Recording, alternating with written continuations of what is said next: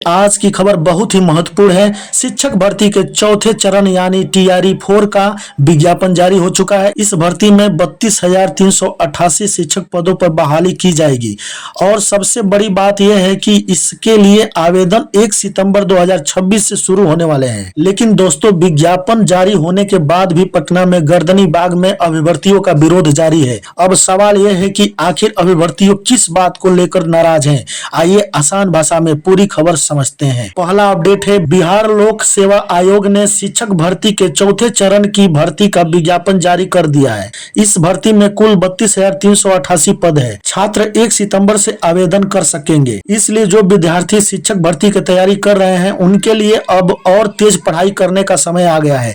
लेकिन परेशानी कहाँ है दोस्तों? विज्ञापन आने के बाद भी अभिभर्तियों की कुछ मांगे अभी भी बनी हुई है। सबसे बड़ी बात है परीक्षा के नए तरीकों को लेकर विरोध। बताया जा रहा है कि इस बार परीक्षा 2 चरणों में कराने का प्रावधान रखा गया है। अभिभर्तियों का कहना है कि इससे परीक्षा की प्रक्रिया लंबी हो सकती है और नियुक्ति में देरी हो सकती है। इसके अलावा गलत उत्तर देने पर 1/3 अंक काटे जाने का भी नियम है और अगर किसी सवाल का उत्तर नहीं देना है तो उसके लिए दिए गए ई विकल्प को चुनना होगा। यही नियम पे छात्रों के बीच चर्चा का बड़ा कारण बना हुआ है। गर्दनी बाग में क्या हो रहा है, चलिए हम वहाँ के खबर बताते हैं। अब बात करते हैं पटना के गर्दनी बाग की। यहाँ शिक्षक भर्ती की तैयारी करने वाले अभिभर्ती अपनी मांगों को लेकर विरोध कर रहे हैं। पहले अभिभर्तियों की मांग थी कि शिक्षक भर्ती का विज्ञापन जल्द जारी किया जाए। अब विज्ञापन जारी होने के बाद भी उनकी मांग है कि परीक्षा के कुछ नियमों पर दोबारा विचार किया जाए। अभ्यर्थी चाहते हैं कि परीक्षा को पहले की तरह एक ही चरण में कराया जाए। साथ ही गलत उत्तर पर अंक काटने के नियमों को लेकर भी अभ्यर्थी अपनी बात को सरकार तक पहुंचा रहे हैं। छात्रों के विरोध के बीच बिहार मुख्यमंत्री सम्राट चौधरी की तरफ से शिक्षा विभाग के साथ बैठक भी की गई है। अब छात्रों की नजर इस बात पे है कि सरकार उनकी मांगों पर क्या फैसला लेती है। लेकिन दोस्तों, अभी ये कहना सही नहीं होगा कि सभी मांगे मान ली गई है।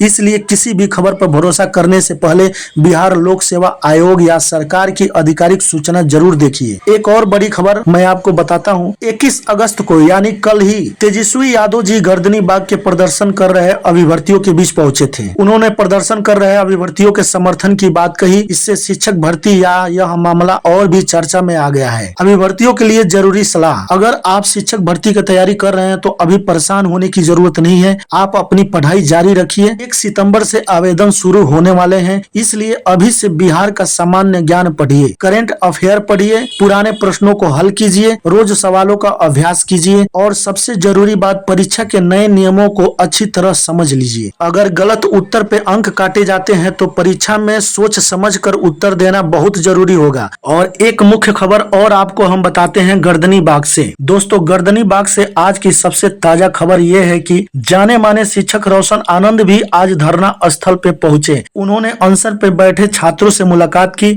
और सभी छात्र नेताओं से अपील भी की आपसी मतभेद भूलकर एक मंच पर आए। उनका कहना है कि अगर छात्र नेता एकजुट होकर अपनी मांग उठाएंगे तो उनकी आवाज सरकार तक ज्यादा मजबूती से पहुंचेगी। वही गर्दनी बाग में अभ्यर्थियों का आंदोलन अभी भी जारी है। टीआरई 4 के छात्र एकल परीक्षा और गलत उत्तर पर अंक काटने के नियम को लेकर अपनी मांगों पर कायम है। इससे एक दिन पहले यानी 21 अगस्त को तेजस्वी यादव जी भी गर्दनी बाग पहुंचे थे और प्रदर्शन कर रहे अभिभर्तियों को अपना समर्थन दिया। अब देखना यह है कि आने वाले दिनों में सरकार और अभिभर्तियों के बीच इस मुद्दे पर क्या फैसला होता है। वीडियो के अंत में यही कहना चाहते हैं दोस्तों, आज की खबर एक बार फिर आसान भाषा में समझ लीजिए। शिक्षक भर्ती के चौथे चरण का विज्ञापन जारी हो चुका है। कुल 32,388 पद है। आवेदन 1 सितंबर 2026 से शुरू होंगे। लेकिन परीक्षा के नए नियमों को लेकर गर्दनी बाग में अभिभर्तियों का विरोध अभी भी जारी है। अब देखना यह है कि सरकार अभिभर्तियों के मांगों पर क्या फैसला लेती है। अगर इस मामले में कोई नया फैसला आता है तो उसकी जानकारी हम आपको देंगे। अगर आपको बिहार लोक सेवा आयोग और शिक्षा भर्ती से जुड़ी हुई नई और जरूरी खबरें आसान भाषा में चाहिए तो पवन आर्ट्स ब्लॉग चैनल से जुड़िए। वीडियो पसंद आए तो कमेंट बॉक्स में अपना कमेंट भी कीजिए, अपना राय भी बताइए। आपके हिसाब से शिक्षक भर्ती की परीक्षा 1 चरण में होनी चाहिए या 2 चरणों में? मिलते हैं अगली वीडियो में किसी नए अपडेट के साथ।